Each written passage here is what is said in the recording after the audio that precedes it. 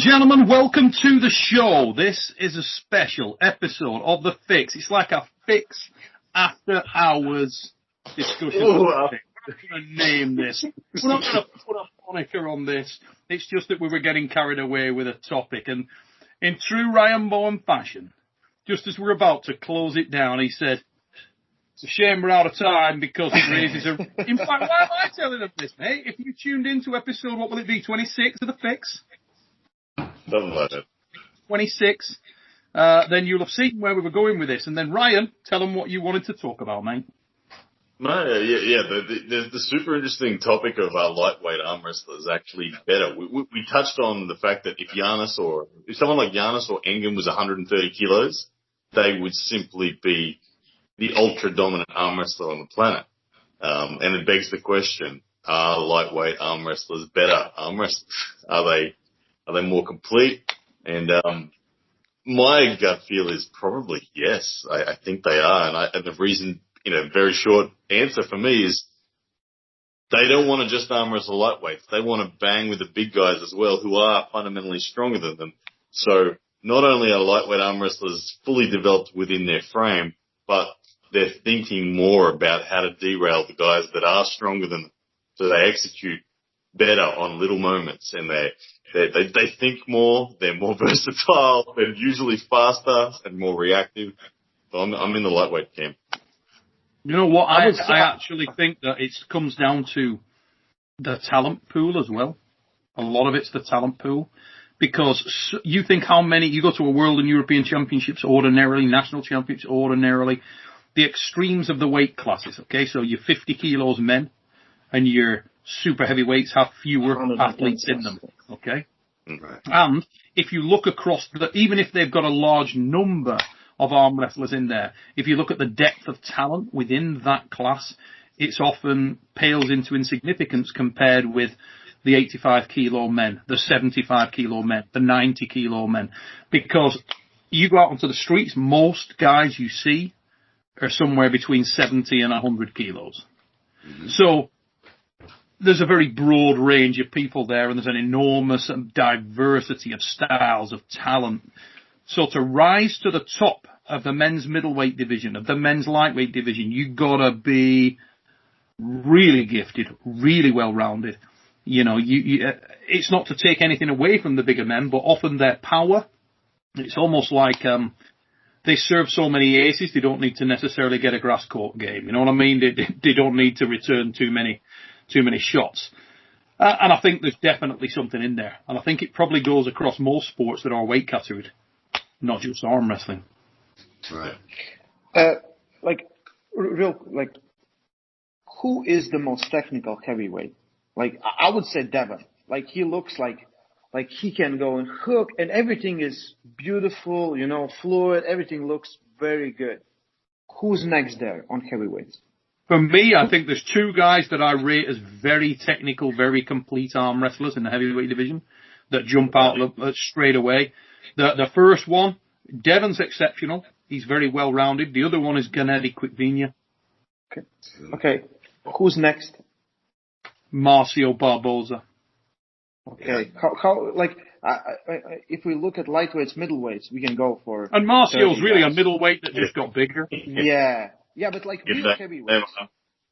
Yeah. I think that when we say Engin and Giannis gets big and they go up and the problem is who are they arm wrestling with? Who are they testing their skills against? We said the problem with Oleg Zhok and Andrei Pushkar was because they were so far away and they were so dominant with their left arms that no one even come close to them. They have no one to spar with.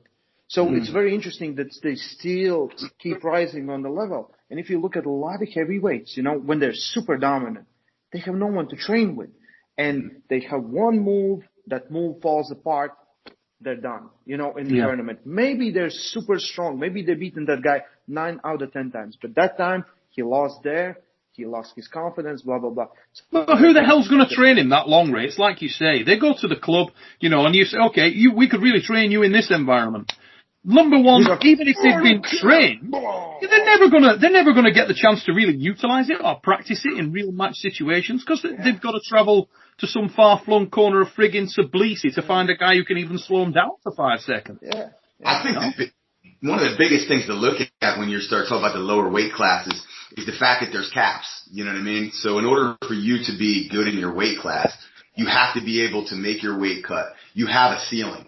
So like, you can get yourself to as strong as you humanly possibly can in that ceiling because you don't have the structural size, you know, the ability to go with more mass. You know what I mean? And I feel like that really lends itself to the diversity. So, you know, if you can't reach that 100% in all the planes of movement, then you have to be able to have, you know, other components and defenses to protect against that. Whereas when you're in the heavyweight class, and you have those structural advantages, let's say you're 6'5". You can get the 400 pounds if you want to. You can just pack on the mass and the power. And in time, by doing that, I think the point that Engen was making with Levon is when you can just spoil yourself with all that power, a lot of the technique goes out the window. And then you start talking about not having training partners that can even work you in these places. So I think kind of what Engen was saying is like, the heavyweight class almost lends itself to lack of technical diversity because there's really not a need because you can just keep getting bigger. Stronger. Yeah. The two work against each other, don't they? Because, you know, you'll see behind any expert in a field, there's 10,000 hours of practice in that one movement. Okay. That's the old saying, isn't it? 10,000 hours of practice in that one movement to get good at chest, knee and pass in a soccer game. Well, you know, how the can you possibly get 10,000 hours practice in any of those positions, real life positions, when you are a man who is at that level of stature and size and strength? Because it's almost like you're in a 1 rep max for anybody that you encounter, possibly anywhere in the world when you get to that level of elite, you know, the elite guys in the world. It's hard to know what they're actually capable of. Right. Because everybody they arm wrestle, they just do. It's like, as I say, it's the serve and the ace. Once you get to a serve, it's like heavyweight boxing. If you get hit as a heavyweight, you're going unconscious. When you talk about, you know, when you talk about like what if Travis had trained all the components, how diverse could he be?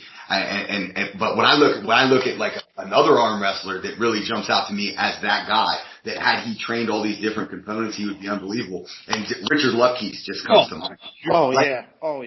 Yeah. Like, freakishly, hugely strong, and like, I mean, Neil, you can tell me if I'm wrong, but I don't think there was a whole lot of technique there. No, I mean, technique, technique, he developed technique a little bit, but in terms of how much potential was there, oh my God. And here's the thing, right? First time I saw Richard, was Sweden, Eskilstuna, 1988. I was a puppy. My first world championships, right? And I remember looking at that guy and thinking, oh my God, it's a house with arms in bad pants. Yeah. And let me show you now. Explosive?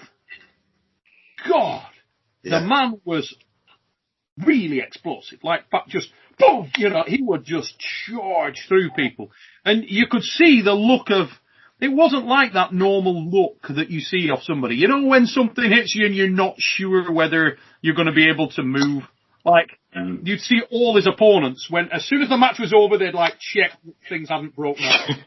They literally would. They'd be like this moment of absolute, holy shit, my arm may have broke. They'd go. And then Richard would like hit them, and then they'd go like, okay, like your dad had just come in and threatened to beat the shit out of you. It was one of those, it was literally like a, moment, rabbit in the headlights. That's the kind of power that he had. That's the kind of explosivity that he had. And when I did his Deep Inside series, and he told me that he'd never trained on a table with you can't get your head around that, can you? No. That's the new guy that comes and no one tells him the cup, the back pressure, the pronation. He's like, this works. Yeah, this works. It works fine. What's funny is I was going for years without pulling. He'd say like, I went to a tournament 6 months and then I went to another one a year later. And what did he do in between, Richard? I went to the gym. Lift weights. But you know, that's a real key point though too. Like, so I think a lot of new arm wrestlers are looking at it. Like, I see these questions in the training group about like, what is the most important thing to do right away? Or like, how can I excel fastest? And I think that we have to be real with ourselves too and say that certain guys are coming into this sport and they're just weirdos. Like, they're just weirdos. Yeah. Like, there's human beings out there that if they find arm wrestling are going to kick all of our asses. You know, they're out there right now. Yeah. And you can go as far as Richard did, you know, without it's mind numbing. No table time, no nothing. And he can still just boom, boom with the best of them. They're out there. So. When he was telling me things that he told me in that interview was like, he said, I used to pick up a barrel when I was a kid. And I said, how much did you weigh? And he said, I was like 180 pounds, 170 pounds. And he's talking about these barrels that he used to lift, like oil drums. And when you work it out, they weighed like 200 plus kilograms. And they had a little rim on the barrel. And he was weighing like, 180 pounds. He used to pick those up and put them on. And I said, how high do you lift him? He said, 3 feet, 4 feet. I'd pick that up and put it on. How do you do that? 200 kilo friggin' oil drum with liquid moving around. Yeah, but maybe he was 10 years old and 170 pounds, Yeah, he was 9 when he was born. Right. So the real formula for one of these giants to truly become the complete package is for them to find the sport when they're a child and have to learn the technique as they grow because they're kids still and they can't beat everyone. Yeah. Because if Richard Lufke's arm wrestled from 5 through to 18, holy shit.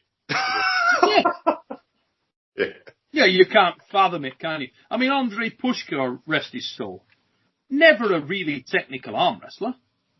And I don't mean that as a derogatory comment. He wasn't a very technical arm wrestler. He didn't need to be. You were already dead. Yeah. I mean, it was just, he'd smash, but he almost looked awkward sometimes when the match stopped. He didn't have that range of technique. He didn't look like a fluid, moving arm wrestler. He just looked like an absolute monstrously strong individual that could get any quick venia, looks fluid. Yeah. But he came from 90 kilos. He was a 90 kilo guy who learned his trade, had all those, then he moved up. Marcio Barbosa, 85 kilo champion of the world in Brazil back in the day. Moves up to, 1995. You wind it forward, he's 100 plus kilos. But a lot of the guys that are the most technical heavyweights, that's what they are. They're not natural giants. Lupkus, natural giant.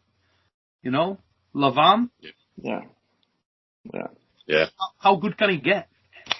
Right. Yeah. Let's see.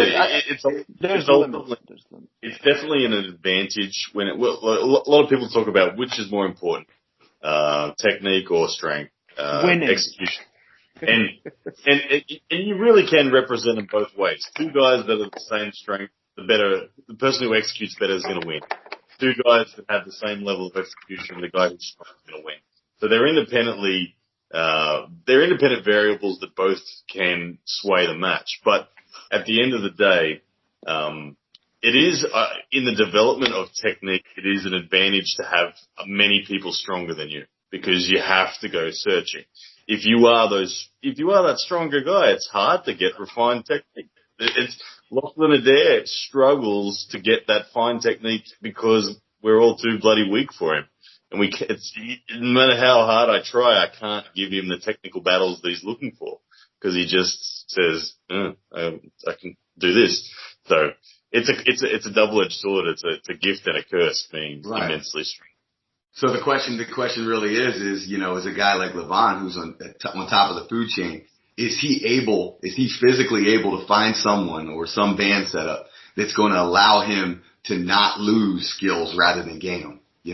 Because if you're not using it, you're probably losing it, And I thought it was ironic, listen to Engen. I really started digging into Engen and looking into his background. I listened to all the stuff with Neil that you've done with him, and I didn't know a whole lot until recently. And I just look back at his physical prime, like the pictures of Engen in his physical prime. If you upscale that guy to the same height as Levon, he's going to look very similar to Levon proportionally. And imagine if you take a guy like Engen who has been battling, in those weight classes and moved up, and you just fast forward and you skip him into that same stature as Lachlan, I would think without a doubt, given the current circumstances, that he would be completely dominant. Completely dominant. Can you imagine that, dude? To me, that's the biggest argument there is for the lower weight classes, is that if you fast forward them, there's no time gap, no opportunity to lose technique or become spoiled by mass and power. If you fast forward them into that same stature as the best, they're probably... That's why pound for pound lists are usually middleweights and lightweights. Yeah. You know, pound for pound, everyone's like, where's Devon? Where's Dennis Duplantis? We're talking pound for pound, you know. There's a huge difference. Who's winning like heavyweight championships and who's really dominant arm wrestler, good arm wrestler. Yeah, they're a different thing. It's a completely different thing. Completely different. The saddest part is, though, and we all have to be real with ourselves, those of us who are in the lower weight classes, it's just like the fight sport. That pound for pound list is really cool, but when it comes down to the brass tacks, no one cares. They still hear the draw. Yeah. Just, there's all these superweights. Either you John Brzenk, and you don't care. Well, you let's be honest. John Brzenk is a perfect example of what we're talking about, because his way through a lot of these guys was not the fact that he was stronger. He was not stronger than Richard Lupkas. He was not stronger than Gary Goodridge. He was not, he was a better arm wrestler than both. Yeah. But he was strong enough. He was strong enough to be able to apply the technique. Smart enough. Now that gets you to the next question. Is there an optimum? Because Paul, a second ago, you said, these guys, could they get there where they're using these techniques?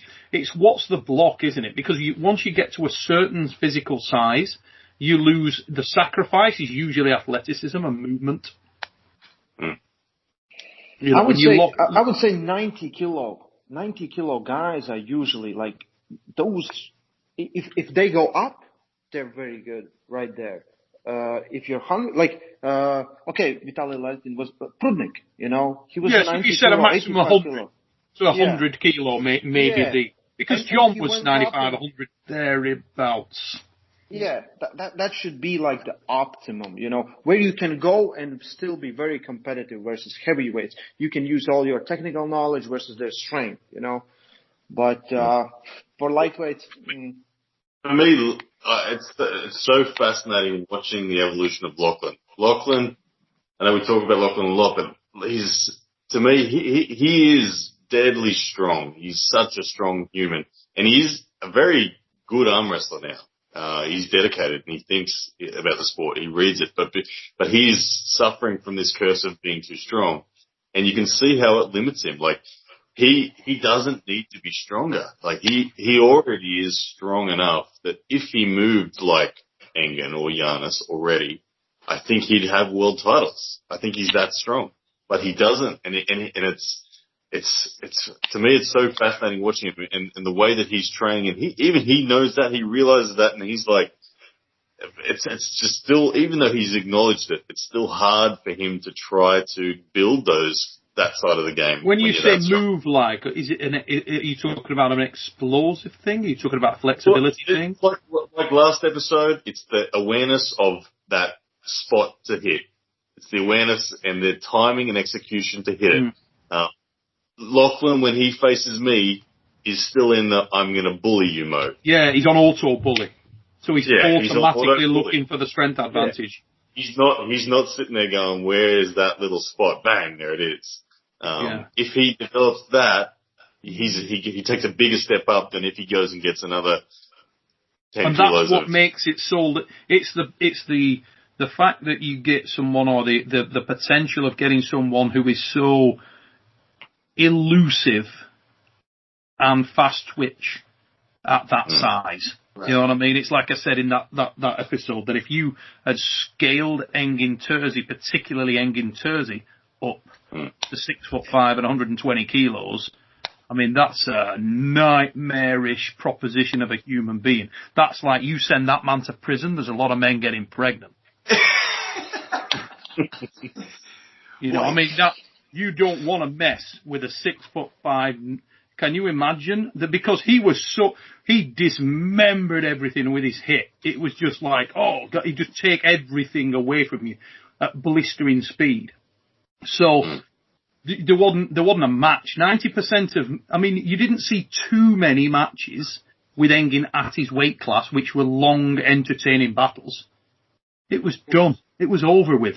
He just completely crushed, decimated someone's hand and wrist, and it was done. You know, and he was such a fast twitch and aggressive athlete. He didn't wait. He didn't give anybody the opportunity to counter or to move. He just finished it. It was over with. You know, he just sliced through people. And the only time you got to see Engin in good matches, longer matches, were when he started to go up in weight classes. Bearing in mind, this was a dude who started arm wrestling at below 50 kilos, 55 kilos. That's where he was. And then he started, you know, next he's 60, then he's 65, then he's right up to, we've seen him pull as high as 85 kilos. You know, you mentioned about, like, you know, when you add mass, that, you know, what you think is the perception is that people are going to lose athleticism. Yeah. But I mean, like, what are we really looking at? You know, we're not looking at football or basketball. When you add mass, a lot of times you're going to be weighted down. So that gives you the appearance of loss of athleticism. When in fact, your fast twitch to low twitch muscle fiber ratio has not been affected one bit. So in our sport, where carrying more mass isn't necessarily slowing us down on the table, if you take a look at that, if you curl, when you gain mass, a lot of times you lose flexibility. But if you stretch, you should be good. If you do all of that and you take Engin Terzi and you put him at 120 kilos, you know what I mean? He's got every bit of the fast twitch, slow twitch ratio. And now he's in a demographic of human beings who are probably on the slow twitch dominant side, just because of their genetic makeup and their natural size. Mm-hmm. I feel like scaling people up can really be an advantage if you can get the mass on correctly, you know. But what's the limiting factors? Our limiting factors are our height. Yeah, the length of leap. I was going to say like, the same thing. What changes is this, like the angles changes, the strength spots changes as your muscles get big, like Vlad at 65 and Vlad at 75 were two different people. You know, his arm wrestling was completely different. He had to like learn everything from you, because his angle, like his arm was at start when he started, it was here, and now it's here, just because it changes. So adjusting to those, especially in arm wrestling, you don't want to upscale, you know, your chest and you want to upscale your arms. Yeah. So I think that is a big thing. And we have seen a lot of guys who have gone up the classes, like the style changes. They start losing and they don't understand why. I'm not doing the same. I feel because the angles, you know, the small differences. I would say that would be the one big limiting factor. Right. One of the biggest limiting factors, there's two critical elements, right, which are stop boxes in arm wrestling. Okay, and I genuinely believe this, and you can say, well, what if a guy was this strong? The reality is, nobody's that I've ever seen in the sport is that much stronger. And I mean ever. Not John, not, you know, ever. Nobody, I've never seen anybody who's that much stronger than anybody they can encounter. Okay? The one thing that I would say is a real limiting factor. Number one, levers. Number two, explosivity. Explosivity is an optimum weapon. It's a apex predator weapon in arm wrestling. If you've got explosivity, your danger level goes way, way, way higher than somebody who hasn't. Now, one of the things that when you spoke about Lachlan, these are things that, and why I asked that question, is it a flexibility thing? So, you know, he's walking into the garage to train with you and you say, Ryan, how do I get better at this? And you're like, yoga. You know, that's the thing. It's flexibility, it's movement, it's what can you do with it. If he comes in there and your answer is, you need to be more explosive, ceiling. That's hard to address. Because you can improve your fast twitch, but you can't improve it to the guy who just walks in there and he's lightning in a bottle. Yeah. That guy is that guy. Right. We got what we got. Our ratio is set by our parents in genetics. We have a ratio of fast to slow twitch. You can train a slow twitch muscle to act like a fast twitch, but you can't change the ratio. You have to own it. I mean, you can work at it, but it's also like, hey, where are the biggest dividends going to be found? You know, And that's how many times have you seen that working the other way? We have an arm wrestler in this country, Craig Sanders, and Craig is unorthodox, okay? And he's like the exact same situation as the heavyweight guys in some respects, in that he's not as technically proficient, as technically fluid and clean, because he's a very, very hard individual to train. Because he's so blisteringly quick, it's painful to train with him. You know what I mean? Painful. Through a lot of his career, I'd hear so many good arm wrestlers say, I can't train with Craig because, God, it hurts me every time. And Craig's not trying to hurt you. Craig's trying to be nice. He's not malicious. Lovely guy, Craig. Absolutely lovely guy. He's just fast. He's just so fast. He is just a naturally, ludicrously quick individual. Can't help it. It's just how he is. I mean, he's that guy, turns the light off, he's in bed before it goes dark. And that's something you can't train that. You cannot train that. But it works against you in that environment. He doesn't get the access to the training, to the technical fluid training that he may benefit from. Because everything he does, he applies at such speed that nobody wants to work with him. Because they're like, oh yeah, I'm easing into a position and he's bang! And suddenly it rips all my tendons out of place. So people don't want to work with him on that, It's a shame. But if you can get that guy who's got the ability to switch it off or to balance between the two. Mm-hmm. This is probably one of the reasons why I believe in Jordan Davis as much as I do. I've always said that I think he's going to reach the highest ceiling out of anyone in Australia if he continues to love the sport, which I think he will. A, because he is explosive. B, because he's tall and yet he started really weak, so he developed heaps of awareness of potential and technical ability, and he's still skinny, and he's 92 kilos and still skinny. So my only concern for Jordan is natural strength on that barometer of natural top end. Yeah, he doesn't have a propensity for strength, but he loves the sport. And if you look at the difference between him, he's now 6 years in the sport. He looks tremendously developed now compared to where he was. And I think if that continues, I can see him being a 110 kilo guy one day. And the thing is, Ryan, like you say, he doesn't need to be that strong, maybe. Yeah.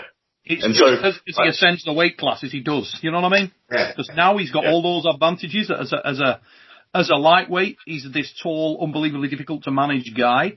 When he gets to 100 kilos, he's just another one. Yeah.